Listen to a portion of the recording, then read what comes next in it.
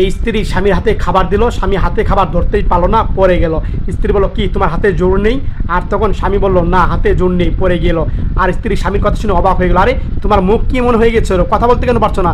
জানি না আমি, আচ্ছা ঠিক আছে ডাক্তারকে ফোন দিচ্ছি। এক পর্যায়ে ডাক্তার আসলো, স্বামীকে চেক আপ করছিল, ট্রিটমেন্ট শুরু করেছিল। ডাক্তার তখন বুঝতে পারলো স্বামীর কি হয়েছে, আর বলল, আপনার স্বামীর প্যারালাইসিস হয়েছে, এক সাইডে ড্যামেজ হয়ে গিয়েছে। বউ শুনে অবাক হয়ে গেল, এখন শুধু খেয়াল রাখবেন, আস্তে আস্তে ঠিক হয়ে যাবে। আর বউটা কান্না করলো, ডাক্তার সাহেব চলে গেল।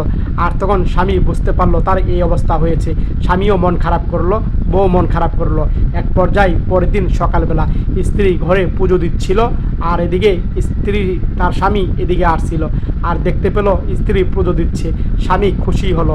আর দেখতে পেলো তার স্বামী এসেছে, আর স্ত্রীও খুশি হলো। এক পর্যায়ে স্বামীর সামনে গেল, আর তখন স্বামীর মুখে একটু মিষ্টি মুখ করাবে।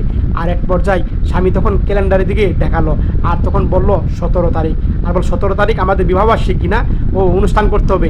ওকে ওকে ঠিক আছে, আয়োজন করব। স্বামী খুশি হলো অনেক, বউ আয়োজন করবে। এক পর্যায়ে আয়োজন শুরু করলো এই স্ত্রীটা।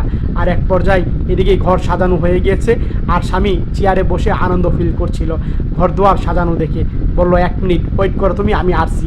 এক পর্যায়ে স্বামী বসেই রইল, বউ কোথায় গেল, এখনও আসছে না। স্বামীটা চিন্তায় পড়ে গেল, ঘর দুয়ার সাজানো সব কিছু ঠিক আছে, আর বউ কেন আসছে না?